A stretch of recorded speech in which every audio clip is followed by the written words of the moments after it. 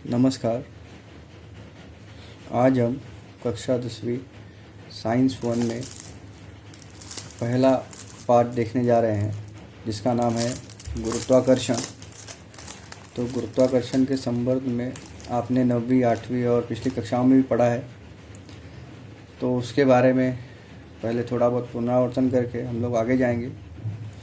और उसके पहले मैं आपसे कुछ चीज़ें बताना चाहता हूँ कि महाराष्ट्र बोर्ड के द्वारा जो भी सिलेबस है उसमें से 25% की कमी की गई है।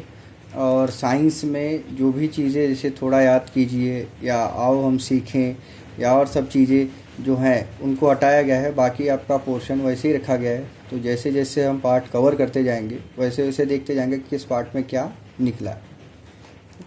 तो गुरुत्वाकर्षण के बारे में हमने 9वीं में भी कुछ पढ़ा है।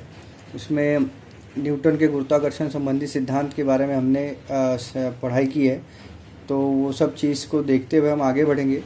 तो सबसे पहले चलते हैं पार्ट की ओर और पार्ट में देखते हैं कि क्या क्या चीज़ें दी गई हैं। तो गुरुत्वाकर्षण इसमें गुरुत्वाकर्षण के बारे में बताया गया है। गुरुत्वीय बल और अभिकेंद्रकीय बल के बारे में बताया गया है। केपलर का नियम, जो केपलर के 3 नियम हैं उनके बारे में बताया गया है। न्यूटन का वैश्विक गुरुत्वाकर्षण का सिद्धांत बताया गया है। पृथ्वी का गुरुत्वीय त्वरण और मुक्त पतन और मुक्ति वेग। तो अब हम देखते हैं कि गुरुत्वाकर्षण बल किसे कहते हैं। जो बल हमें पृथ्वी की ओर आकर्षित करता है उसे गुरुत्वाकर्षण बल कहते हैं। यह किसके द्वारा लगाया जाता है? पृथ्वी के द्वारा पिंड पर लगाया जाता है, तो वही गुरुत्वाकर्षण बल कहलाता है। गुरुत्वाकर्षण बल एक वैश्विक बल है जो केवल पृथ्वी पर स्थित 2 पिंडों के बीच ही नहीं अपितु किन्हीं भी 2 खगोलीय पिंडों के बीच भी प्रयुक्त होता है। यह हमने कक्षा 8वीं में देखा है कि पृथ्वी पर जितने भी पिंड हैं उन पर भी गुरुत्वाकर्षण बल कार्यरत रहता है और खगोलीय पिंड जो हैं उनके ऊपर भी गुरुत्वाकर्षण बल कार्यरत होता है। अब इस बल की खोज कैसे हुई वो उसके बारे में हम देखेंगे कि गुरुत्वाकर्षण नाम लेते ही हमारे दिमाग में वैज्ञानिक की तस्वीर बनती है जिन्हें हम सर आइजैक न्यूटन के नाम से जानते हैं। सर आइजैक न्यूटन ने ही गुरुत्वाकर्षण की खोज की है और इसके पीछे कहानी है, कुछ चीज़ें हैं जो मैं आपसे बताना चाहता हूँ। कि ऐसा कहा जाता है कि वो एक पेड़ के नीचे बैठे थे, सेब, और पेड़ के नीचे बैठे थे तो उन्होंने वृक्ष से सेब को गिरता हुआ देखा। तो उनके मन में ये सवाल आया कि ये सेब नीचे की ओर ही क्यों गिरा, क्यों ऊपर की ओर नहीं जा रहा है वो। तो इसके चक्कर में इसके बारे में उन्होंने सोचते सोचते हुए गुरुत्वाकर्षण बल की खोज की। देखते हैं। ऐसा कहा जाता है कि वृक्ष से नीचे गिरता है, नीचे गिरता हुआ सेब देखने के कारण उन्होंने यह खोज की। उन्होंने सोचा कि सेब लंबवत दिशा में ही सीधे नीचे ही क्यों गिरते हैं, तिरछे क्यों नहीं गिरते, या क्षितिज के समांतर रेखा में क्यों नहीं जाती। अब आपने देखा हो कोई भी चीज़ अगर ऊपर से गिरती है, चाहे पेड़ से फल हो या हम लोग बॉल फेंकते हैं, तो वह लंबवत ही गिरती है अगर हमने लंबवत फेंका है तो क्यों ऐसा होता है? क्योंकि पृथ्वी उसको अपनी तरफ आकर्षित करती है और इसके कारण वह सीधे ही नीचे आ जाता है। फिर अत्यंत विचार करने के बाद उन्होंने यह निष्कर्ष निकाला कि पृथ्वी सेब को अपनी ओर आकर्षित करती होगी और इस आकर्षण बल की दिशा पृथ्वी के केंद्र की ओर होगी। वृक्ष के सेब से पृथ्वी के केंद्र की ओर जाने वाली दिशा क्षैतिज के लंबवत होने के कारण सेब वृक्ष से क्षैतिज के लंबवत की दिशा में गिरता है। अब इसका यहाँ पे देखो एक आकृति बताई गई है। वो आकृति में सब बताया गया है कि किस तरीके से सेब नीचे गिरते हुए उनके बारे में चित्रण किया गया है कि किस तरीके से यहाँ पे आइजैक न्यूटन जी बैठे हैं और सेब नीचे गिर रहा है। तो उनके अंदर एक कल्पना जागी, उन्होंने गुरुत्वाकर्षण नियम को बनाया। फिर आकृति 1.1 इसमें देखते हैं। में पृथ्वी पर सेब का एक वृक्ष दिखाया गया है। सेब पर लगने वाला बल पृथ्वी के केंद्र की दिशा में होता है, अर्थात सेब के स्थान से पृथ्वी के पृष्ठभाग पर लंब होता है, सीधे। यहाँ पे देखो दिखाया गया है। और आकृति में चंद्रमा और पृथ्वी के बीच का गुरुत्वाकर्षण बल भी दिखाया गया, क्योंकि चंद्रमा दूसरा खगोलीय पिंड है और पृथ्वी दूसरी है, तो लेकिन उनके बीच में भी गुरुत्वाकर्षण बल दिखाया गया। फिर अब न्यूटन ने सोचा कि यदि यह बल विभिन्न ऊंचाइयों पर स्थित सेबों में प्रयुक्त होता तो क्या वह सेबों से बहुत दूर स्थित चंद्रमा जैसे पिंडों पर प्रयुक्त होगा? इसी प्रकार क्या यह सूर्य ग्रह जैसे अधिक दूरी पर स्थित खगोलीय पिंड प्रयुक्त होगा? तो यह जितने भी खगोलीय पिंड है सबके ऊपर यह गुरुत्वाकर्षण बल कार्य करता है। आगे देखो, इसके बारे में दिया गया है सूचना और संचार प्रौद्योगिकी के साथ विभिन्न ग्रहों के गुरुत्वीय बल से संबंधित प्रस्तुतियों को का संग्रह कीजिए। तो ये सिलेबस में से निकाला गया है, थोड़ा याद कीजिए। ये भी सिलेबस में से निकाला गया, क्यों? क्योंकि पहले आपको पता था कि 9वीं के बेस के ऊपर भी क्वेश्चन पूछे जाते थे, लेकिन पिछले साल से 9वीं के बेस के ऊपर जितने भी क्वेश्चन थे उनको निकाल दिया गया है, तो इसके कारण ये सब कम कर दिया गया इस साल। अब बल व गति, यह भी हमने 8वीं में पढ़ा है, 9वीं में पढ़ा है ना। बल किसे कहते हैं? ओके, किसी पिंड के वेग के परिमाण या गति की दिशा में परिवर्तित करने के लिए उस पर बल प्रयुक्त करना आवश्यक होता है। जैसे हम देखते हैं कि कोई गाड़ी खड़ी हो गई है, अब हमको बल लगाना पड़ेगा, और बल लगाने पर हम जिस दिशा में बल लगा रहे हैं उसी दिशा में वह गाड़ी क्या होगी? आगे की तरफ जाएगी। तो वही बताया गया है, किसी पिंड के वेग के परिमाण या गति की दिशा परिवर्तित करने के लिए उस पर बल प्रयुक्त करना आवश्यक होता है, तब जाके उसको क्या मिलती है? गति मिलती है।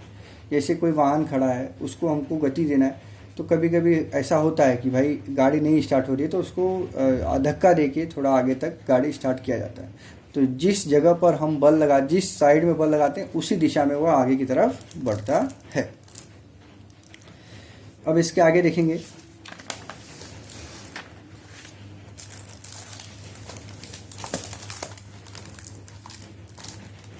वैज्ञानिकों के परिचय के बारे में थोड़ा मैंने आपको बताया ही है, और ये एग्ज़ाम में नहीं आएगा, फिर भी हम एक बार देख लेते हैं। सर आइजैक न्यूटन ने आधुनिक समय के अग्रणी वैज्ञानिक माने जाते थे। उनका जन्म इंग्लैंड में हुआ था। उन्होंने गति के नियम, गति के समीकरण और गुरुत्वाकर्षण का सिद्धांत अपनी प्रिंसिपिया नामक पुस्तक में प्रतिपादित किए। उसके पूर्व कैप्लर ने ग्रहों की कक्षाओं का वर्णन करने वाले 3 नियम प्रतिपादित किए, जो कि आपको आगे देखने को मिलेगा अभी। परंतु ग्रह इस नियम के अनुसार भ्रमण क्यों करते हैं, इसका कारण नहीं पता था। न्यूटन के गुरुत्वाकर्षण सिद्धांत का उपयोग करके उस नियम को गणितीय विधि के द्वारा सिद्ध किया गया। न्यूटन ने प्रकाश, ध्वनि, ऊष्मा और गणित जैसे क्षेत्रों में उल्लेखनीय कार्य किए, और उन्होंने गणित की एक नई शाखा की खोज की। कैलकुलस के नाम से पहचाने वाली इस शाखा का गणित और भौतिक शास्त्र में बहुत उपयोग किया जाता है, और न्यूटन ने परावर्तक दूरबीन बनाने वाले पहले वैज्ञानिक हैं। तो बहुत सारी उपलब्धियां इनके द्वारा प्राप्त की गई। अब आगे चलते हैं। वृत्ताकार गति। वृत्ताकार गति, अभी हम बचपन में हमेशा है ना रस्सी घुमाते थे पत्थर बांध के, है ना, तो वो क्या है? वो वृत्ताकार गति ही है, लेकिन हम तब बचपन में हमको ये पता नहीं था। तो अब उसके बारे में जानकारी देखेंगे। देखो यहाँ पे दिया है, आओ करके देखें। रस्सी के एक सिरे पर एक पत्थर बांधिए। रस्सी का दूसरा सिरा हाथ में पकड़कर नीचे दी गई आकृति दिखाए अनुसार इस प्रकार घुमाइए कि पत्थर एक वृत्त पर घूमे। उस पत्थर पर क्या आप कुछ बल प्रयुक्त कर रहे हैं? उनकी दिशा कौन सी है, और यह बल प्रयुक्त होने के लिए आप क्या करोगे, या ऐसा करने पर पत्थर पर क्या प्रभाव पड़ेगा? अब जैसे जैसे हमारा हाथ घूमता रहेगा वैसे वैसे पत्थर क्या होगा? घूमता ही रहेगा, कंटिन्यूअस, है ना, लगातार। फिर अब देखो, अब हम लोग क्या ऑब्जर्व करें, जब तक हम रस्सी को पकड़ के रखें तब तक हम उस पत्थर को अपनी ओर अर्थात वृत्त की केंद्र की ओर खींचते हैं। इसका अर्थ है कि पत्थर पर कक्षा के केंद्र की दिशा पर बल प्रयुक्त हो रहा है। यहाँ से बल प्रयुक्त हो रहा है, और ये रोटेशन, ये हम लोग वृत्ताकार गति देख रहे हैं। हमने रस्सी छोड़ दी तो पत्थर हमारे द्वारा लगाए गए बल, जब हम रस्सी छोड़ देंगे तो हमारे द्वारा जो बल लगा होगा वो क्या हो जाएगा? समाप्त हो जाएगा, खत्म हो जाएगा, और उसी क्षण वृत्त पर पत्थर के स्थान पर स्थित स्पर्श रेखा की दिशा में पत्थर फेंका जाएगा, क्योंकि उस क्षण वह उसके वेग की दिशा होती है। अब यहाँ पे देखो दिखाया गया है कि यहाँ से रस्सी है, आगे जा रहा है, यहाँ पे छोड़ दिया तो अब ये इसी लंबवत दिशा में आगे की तरफ गिरेगा जो भी पत्थर है। यहाँ छोड़ते तो यहाँ गिरता, यहाँ छोड़ते तो यहाँ गिरता, यहाँ छोड़ते तो यहाँ, तो जहाँ छोड़ेंगे उसी लंबवत दिशा में वो पत्थर आगे की तरफ जाएगा। इसका और एक प्रयोग बताया गया है कि जैसे आप 5 रुपये का सिक्का लो और सीडी जो आती है चकती सीडी लो, और उसमें 5 रुपये का सिक्का स्पर्श रेखा की दिशा में फेंका जाता है, तो उस पर घुमाओ और उसके बाद में 5 रुपये का सिक्का फेंको, तो जिस दिशा में वो घूमता रहेगा उसी दिशा में क्या होगा, वो सिक्का गिरेगा। अर्थात इस बल को हम क्या कहते हैं, अभिकेंद्रकीय बल कहते हैं। इस बल के कारण पिंड केंद्र की ओर जाने के लिए प्रवृत्त होता है। कभी कभी ऐसे आकृतियाँ दी रहती हैं और पूछा रहता है कि इसको ये कौन से गति है, तो वृत्ताकार गति है। ओके, फिर आपको पता है कि पृथ्वी एक का प्राकृतिक उपग्रह चंद्रमा है और एक विशेष कक्षा में वह पृथ्वी के परित क्या करता है, परिभ्रमण करता है। अर्थात उसकी दिशा और वेग निरंतर बदलता रहता है। तो क्या उस पर भी यह सतत बल प्रयुक्त होगा? हाँ, वो उस पर भी होगा। इस बल की दिशा कौन सी होगी? यदि ऐसा नहीं हो पाता तो चंद्रमा की गति कैसी होती? क्या हमारे सौरमंडल के अन्य ग्रह सूर्य के प्रति ऐसे ही भ्रमण करते हैं? क्या उन पर भी ऐसे बल प्रयुक्त होते हैं? उनकी दिशा कौन सी होगी? तो हर एक पिंड पर ऐसे बल प्रयुक्त तो होते हैं। उनकी दिशा है, जिस दिशा में वो आगे बढ़ेंगे, वृत्ताकार गति की दिशा के द्वारा ही उनकी दिशा निर्धारित की जाती है। फिर पिछली कृति, उदाहरण और प्रश्नों पर विचार करने से यह स्पष्ट होता है कि चंद्रमा भी पृथ्वी के प्रति परिभ्रमण करने वाला पिंड है। चंद्रमा को पृथ्वी के परित उसकी कक्षा में घूमते रखने के लिए उस पर बल प्रयुक्त होना आवश्यक है, और यह बल पृथ्वी ही प्रयुक्त करती होगी और चंद्रमा को अपनी ओर आकर्षित करती होगी। इसी प्रकार सूर्य भी पृथ्वी के साथ अन्य सभी ग्रहों को अपनी ओर आकर्षित करता है। तो यहाँ पर ये वृत्ताकार गति के बारे में दिया गया है और उससे संबंधित जानकारी दी गई है। यहाँ पर ये लाइन आप अंडरलाइन करके लीजिए। वृत्ताकार कक्षा में घूमने वाले किसी पिंड पर वृत्त के केंद्र की दिशा में बल प्रयुक्त होता है। इस बल को अभिकेंद्रकीय बल कहते हैं। ये परिभाषा के रूप में पूछा जा सकता है, रिक्त स्थान के रूप में पूछा जा सकता है, एक वाक्य के उत्तर के रूप में पूछा जा सकता है। तो इसको आप अंडरलाइन करके ले लीजिए। और अगर आपको बोला जाएगा वृत्ताकार गति के उदाहरण दीजिए, तो आप ये रस्सी वाला उदाहरण उसमें लिख सकते हैं। ठीक है, अब हम आगे चलते हैं।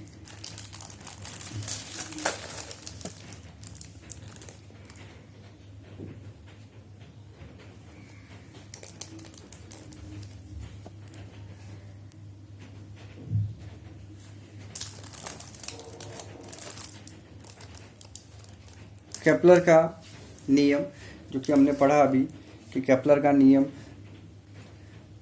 सर आइजैक न्यूटन द्वारा बनाया गया है। तो उसमें देखते हैं, प्राचीन काल से मनुष्य को ग्रहों की स्थिति करने में, निरीक्षण करने में इंटरेस्ट था या निरीक्षण करते हुए आया है। हमने नववीं में पढ़ा है कि सबसे पहला दूरबीन गैलीलियो ने बनाया, जिसके द्वारा ग्रहों का निरीक्षण किया जाता था।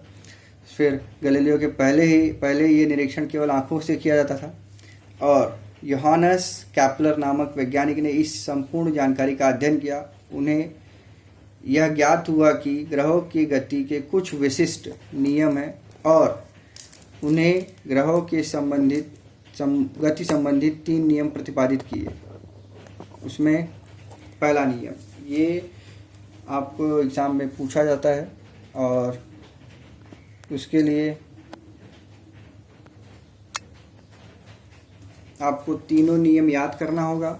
और कभी कभी इस आकृति को देकर इस आकृति का नाम पूछा जाता है और उसके बारे में पूछा जाता है कि यह आकृति क्या दर्शाती है, केपलर का नियम।